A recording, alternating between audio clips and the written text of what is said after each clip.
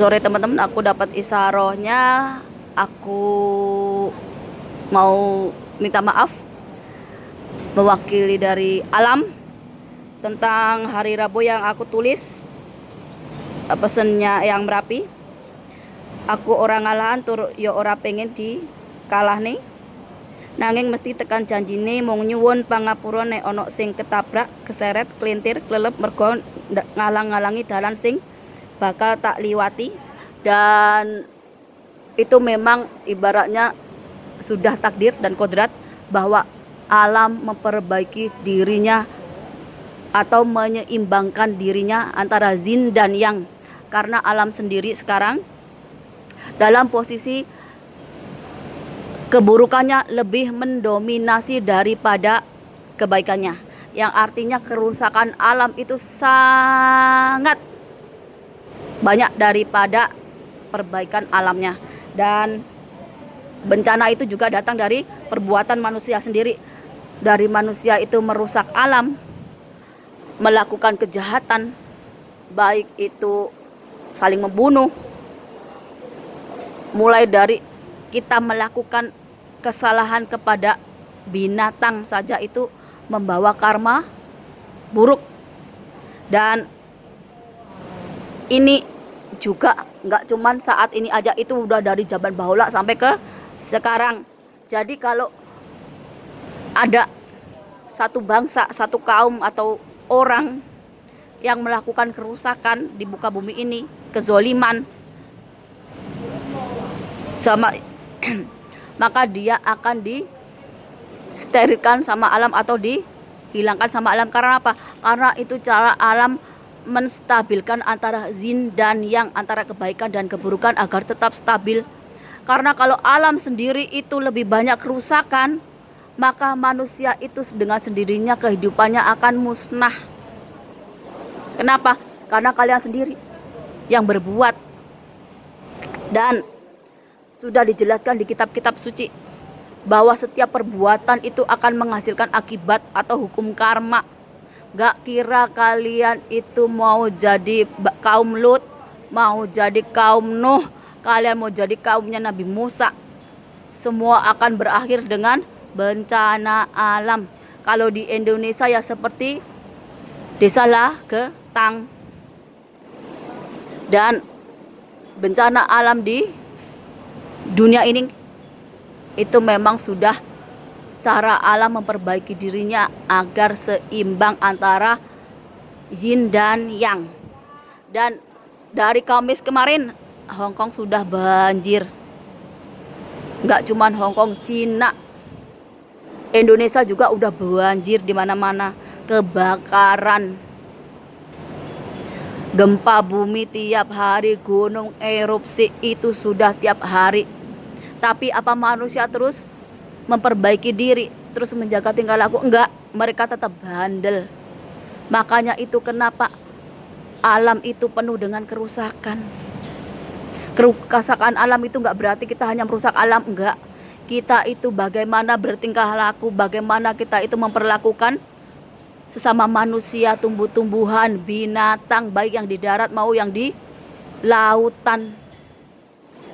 Kalau kita itu merusak lautan, merusak alam, merusak hutan, merusak gunung, kita merusak ekosistem, baik yang ada di nyata ataupun yang di kegaiban. Yang ada, kita itu sendiri yang akan dimusnahkan. Kenapa? Karena sama aja kita itu jadi bangsa perusak, manusia perusak. Ya Allah akan menghukum dengan azab. Itu yang manusia sekarang lupa. Karena udah merasa pinter, udah merasa canggih. Tapi mereka lupa. Bangunan tinggi-tinggi ini, barang-barang mewah, mobil mewah, semua yang kita punya ini hanya dalam hitungan detik bisa lenyap. Bisa runtuh karena gempa, karena banjir, karena topan, karena kebakaran. Itu yang kita banggakan di dunia ini. Tapi di mata Tuhan, di mata alam, dalam sekedip mata, dalam hitungan detik bisa runtuh, bisa lenyap, bisa hancur. Itu yang manusia lupa.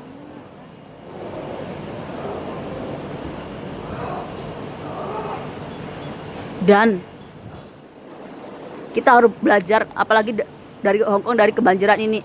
Berarti gunung-gunung yang dirusak, udah nggak ada tempat air ibaratnya untuk diserap lagi, ya sudah jadi banjir. Itu baru 1 hari hujan. Kalau lebih dari itu, apa nggak Hongkong jadi lautan? Indonesia juga begitu. Bencana semua ada, mulai dari kebakaran, dari apa. Tapi masih orang-orangnya tetap sama.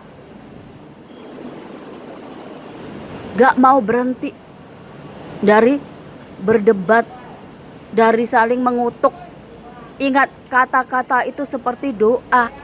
Kalau yang kalian keluarkan itu kata-kata yang buruk, kata-kata yang energinya negatif, maka kalian itu hanya mendoakan keburukan untuk bangsa kalian sendiri, dari perbuatan kalian sendiri.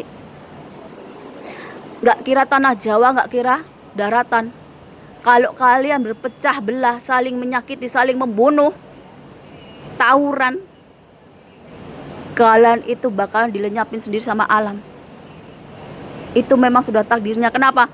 Karena kalian dari bencana alam itu akan berpikir bagaimana kalian menghargai kehidupan, bagaimana menghargai orang lain, bagaimana menghargai alam semesta ini.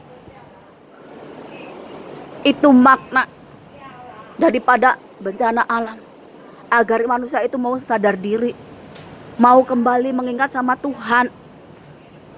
Bukan kita jumawa, kita sombong dengan otak kita, kepintaran kita ini, tapi kita ini dibanding dengan ilmu yang dari Allah itu kita belum apa-apa.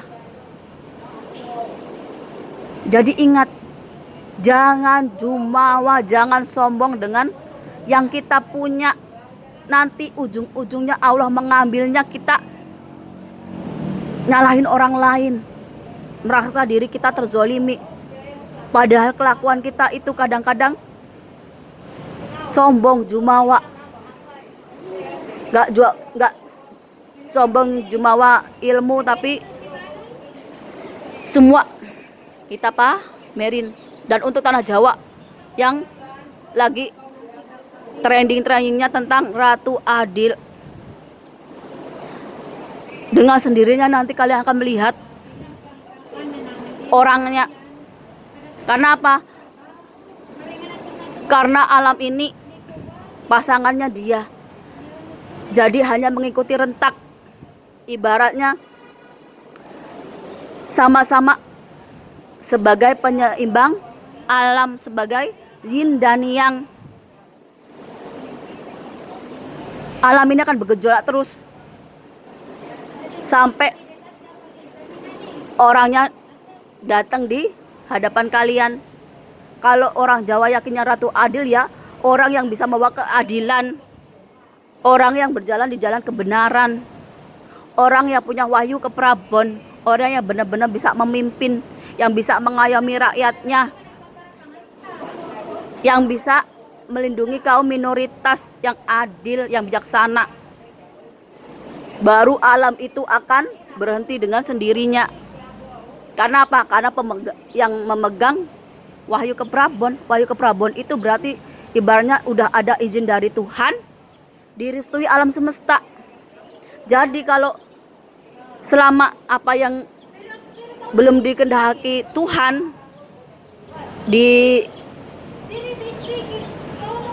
ini dengan alam, maka alam itu ya akan bergejolak terus. Nanti alam akan berhenti dengan sendirinya kalau sudah ketemu orangnya. Itu untuk orang Jawa, untuk Nusantara. Gak ada yang bisa menghentikan bencana alam ini kecuali orangnya sendiri, orangnya yang memegang wahyu ke prabon. Karena itu udah takdirnya, udah kodratnya. Ibaratnya udah seizin Allah, direstui alam ini. Jadi kalau bukan orangnya, ya alamnya bergejolak terus. Tapi kalau udah dipegang orangnya, ya alamnya akan anteng, akan diem. Karena berarti orangnya bisa memayu hayung ning bawana. Bisa manunggaling kawula Gusti. Ini untuk yang Jawa yang menantikan Ratu Adil. Kalian bisa baca dari pergerakan alam. Kalian bisa mengerti dari bahasa alam. Bahasa alam, pergerakan alam itu ya bencana alam itu. Kalian harus lebih mendekatkan diri ke alam agar mengerti bahasa alam, bisa membaca pergerakan alam. Biar kalau ada apa-apa bisa selamat, bukan cuma merusak alam. Nanti tahu-tahu dihilangin sama alam.